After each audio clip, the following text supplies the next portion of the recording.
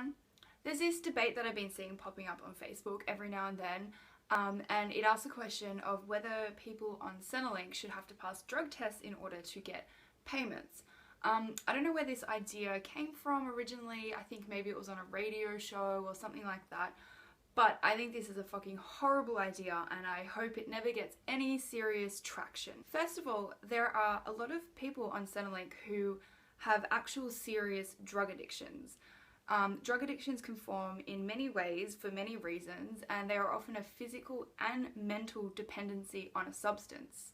And they're not easy to overcome. You can't just click your fingers and stop taking drugs. It doesn't work like that. And if people think that people stop taking drugs because they can't afford it anymore, then they're stupid.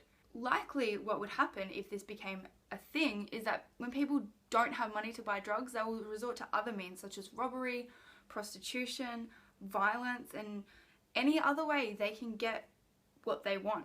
And it's also likely that rates of homelessness would go up, because we all know that if you can't pay rent, then you get kicked out of where you live.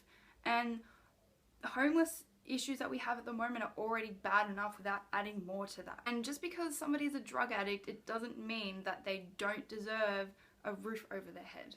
Drug addicts need support and help, not punishment. Plus, this drug testing would cost taxpayers heaps of money, and that money would be better off spent helping drug addicts.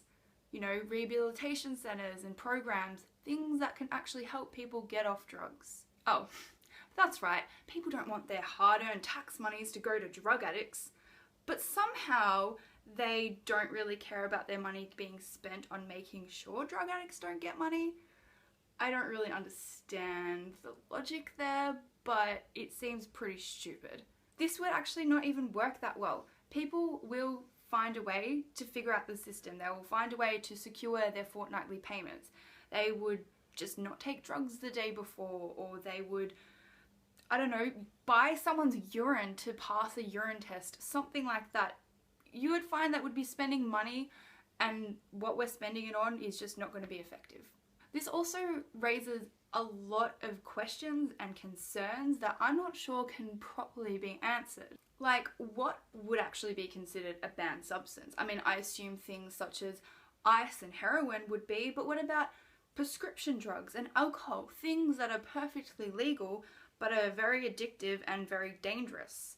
And how will people be tested? Because some drugs won't show up in certain tests. Does that mean that every fortnight someone on Centerlink is going to have to go through a swab, blood, urine, breath, anal test? I don't know. It seems like that would be super invasive, and I wouldn't want to go through that. I'm not even on Centerlink anymore.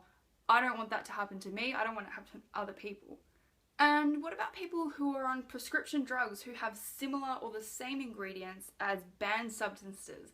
Does that mean these people won't get their payments, or they'll have to go through some bullshit system where they have to get their doctor to say that, yes, this person is taking this prescription medication and they're not actually a drug addict? Like, we're actually going to have to prove that we're not drug addicts now?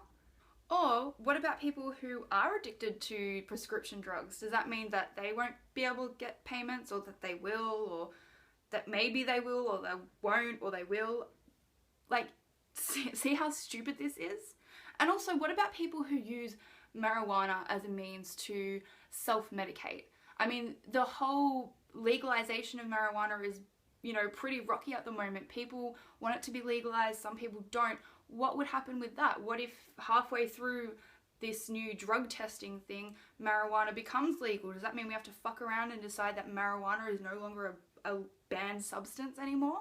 And who will be tested? Are we only going to test people who are on job search benefits, or are we going to be testing people who are also on school benefits? Because let's face it, people who go to university could be addicted to drugs.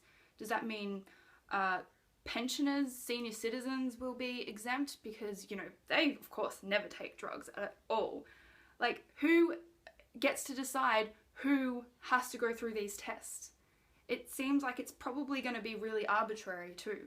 And I'm sure there are plenty of other questions that might pop into my head after I finish this video, or in a week's time. I think these questions could be endless. But thankfully, so far, it doesn't seem like it's anything serious. It doesn't seem like it's actually going to happen. It's more just an idea floating around. But I mean, I don't know about you, but I don't really want the government testing my bodily fluids. I mean, this isn't 1984. Big Brother isn't watching us, and I've been watching way too many superhero films to trust the government with my blood. But I want to know what you guys think. Tell me what you think in the comments, and I'll see you all next time.